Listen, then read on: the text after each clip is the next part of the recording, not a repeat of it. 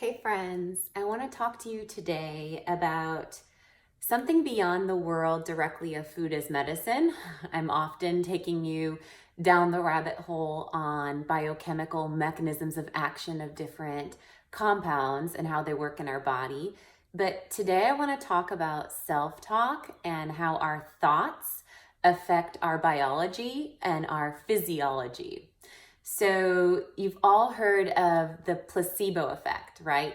In fact, there are countless research studies from 18 upwards of 80% efficacy seen with the placebo provoking the response that a drug or clinical study says it will, even in things like bringing Crohn's disease into remission. There's wild, remarkable outcomes that we see when the consumer believes that they're healing themselves by taking something. And part of that is classical conditioning, part of that is just the power of belief. But many of you maybe don't know about the concept of the nocebo. Nocebo actually in Latin translates to I shall harm. And the nocebo effect is the impact of negative thought processes or negative self-talk and how that can actually drive chronic illness, perpetuate disease, or shorten lifespan.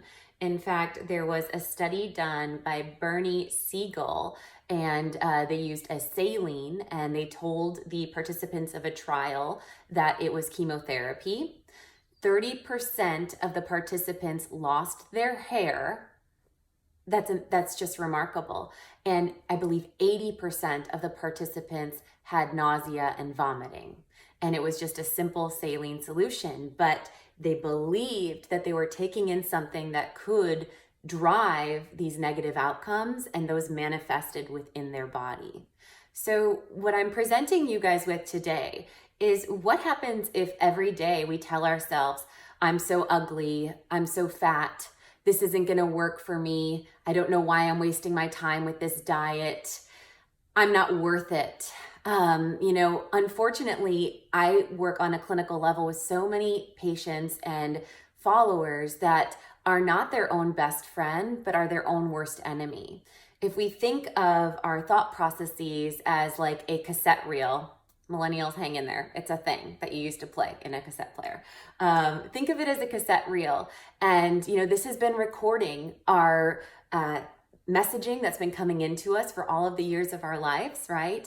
As well as the self-talk. And even if you do 1,000 things amazing and you're performing in this optimal mode, if you have one or two mishaps, you're going to most human condition is that we're going to obsess and beat ourselves up about the one or two issues and not celebrate the successes within our body, within our performance. And when we ruminate, when we obsess about what we are not versus celebrating what we are inhibiting what we can become.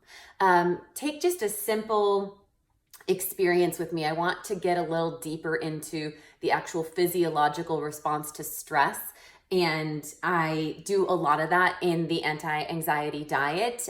This book is really founded on the concept that if we're in chronic fight or flight mode, and negative self-talk perpetuates fight or flight mode.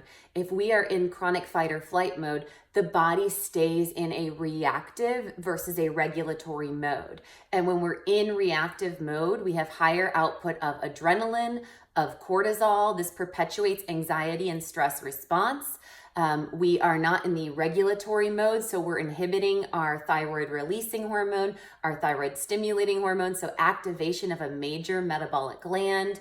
The regulatory mode is also where our sexual hormone is going to be influenced. So we'll have lower oxytocin, lower bliss response, mismanaged hormones sexually if we're in that fight or flight mode. So our thoughts can actually interfere with our whole body balance. And let's just take kind of an example. Let's say we're driving late to work. Which I'm not saying that that's necessarily a good thing, and I'm someone who tends to run late. But let's say we get in the car, we're supposed to arrive at the office at 8 a.m.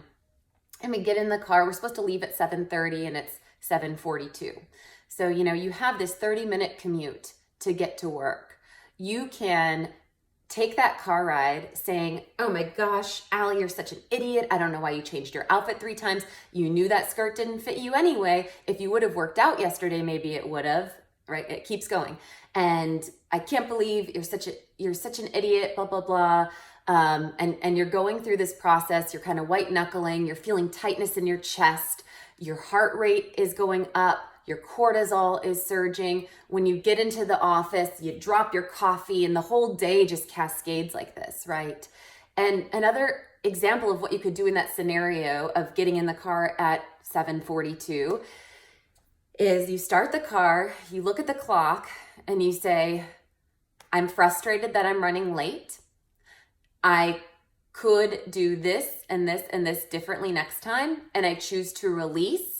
And I choose to practice love. And you turn on whatever your jam is on the radio. And when you park your car, you show up, you are accountable for your action, but you are not berating yourself for your action. You're not beating yourself up for it. You're not shoulding all over yourself. I should have done this or should have done that. And you arrive as a different you. You arrive with a lower heart rate. You arrive more open to experience. Your cognitive function is going to be more optimized, because when we're in a negative self-talk space, the amygdala actually, the part of the brain in the amygdala actually fires in the limbic system to drive fight or flight access response, which upregulates the hypothalamus, pituitary, and adrenals to perpetuate fight or flight and keep you in that reactive mode.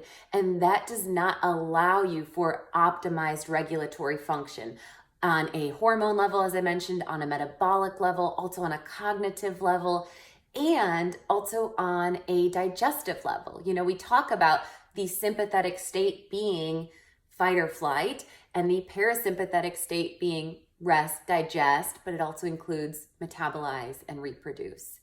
And so just important to consider when we show up in that first scenario, when we're beating ourselves up and shooting all over ourselves, when we arrive and we are eating, we only have about 1/4 of the amount of digestive enzymes that we should have if we were in a optimized parasympathetic state, which means we're not absorbing the nutrients in our food, which means we're going to deal with more distension and bloating and mechanical distress for what we're enzymatically or chemically lacking.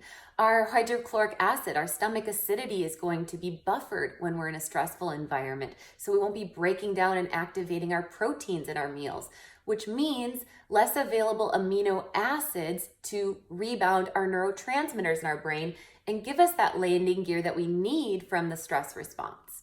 So I often tell clients that rumination leads to bloat. And I mean this so strongly in the sense that literally it does create bloating and distension. And when we're ruminating, we have to find a way, when that cassette reel is just going on rampage, to pause, rewind, and re-record, to insert with intention and purpose, maybe a mantra, maybe an affirmation, something that resonates. And even if it feels too cheesy to go full on positive Zen girl, even shifting to neutrality could be a huge shift in your healing process and in optimizing your metabolism. Because if you are not your own best friend and you are the biggest mean girl in your life, you are the biggest barrier to optimizing the health in your body. So a couple thoughts that we might think of, if we're obsessing about diet control, is this plan going to work? Oh my gosh, there's too many carbs in this. Am I even doing this right? Yada, yada, yada. We can just shift our thought process to something like, I am choosing to nourish my body, and my body is the vessel of my soul. We can take statements like, I trust in the plan. We can take statements that can be neutral, like, I use food to empower me. Food does not have power over me, right? And these types of processes can put you back in the driver's seat of the vehicle of your body. So if you notice yourself shoulding on yourself or saying negative things, my goal is for you all to redirect, re-record, and reset your internal self-talk to heal and thrive.